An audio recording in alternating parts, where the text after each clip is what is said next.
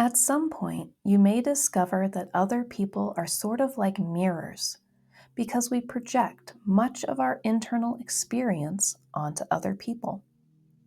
I'm not saying that other people are literal reflections of us. Other people are real and they have their own experiences too. What it means is that we can see hidden aspects of ourselves by looking at how we respond to others. For example, Jane may be actively rejecting John, avoiding him, ignoring him, stonewalling him.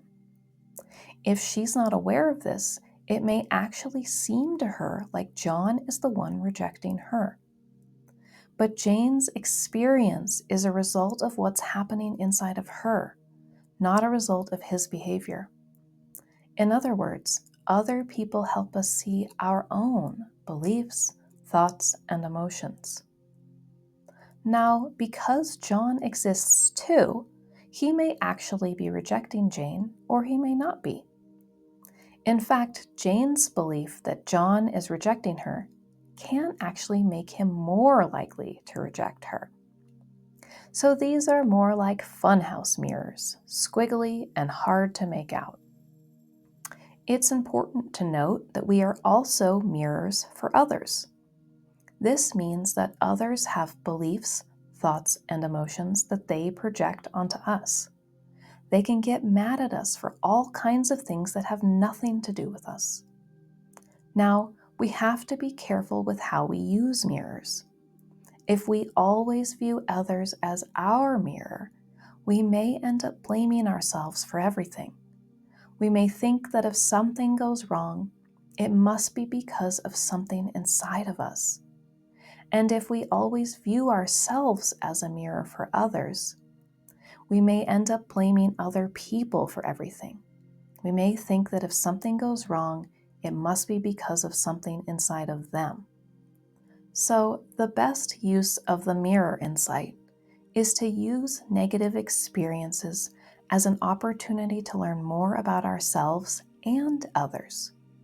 It's an opportunity to ask ourselves, is this about me?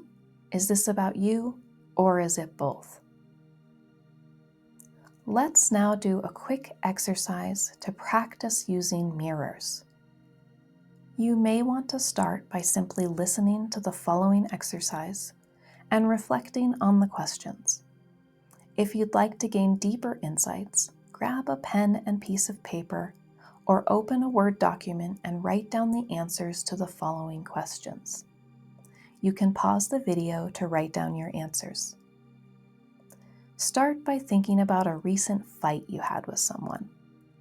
Once you have a fight in mind, see if you can identify the beliefs, thoughts, and emotions that led you to get upset. Try not to focus on what the other person did. Focus instead on how you felt about what they did, and try to identify what beliefs you have that made you feel this way. Next, think about the other person. What do you think they felt? What beliefs must they have had in order to feel the things they felt? Lastly, reflect on how you might be able to bring these insights into your next fight.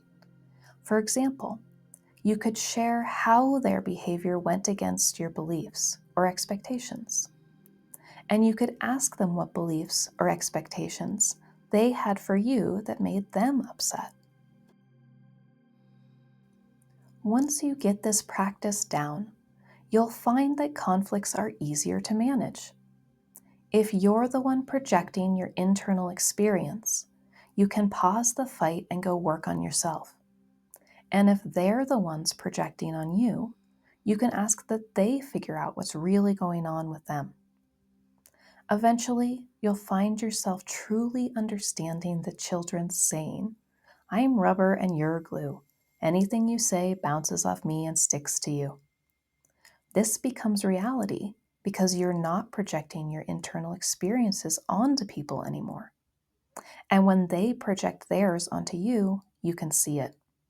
You can actually identify when people are responding to you versus when they are projecting their own beliefs, thoughts, and emotions onto you.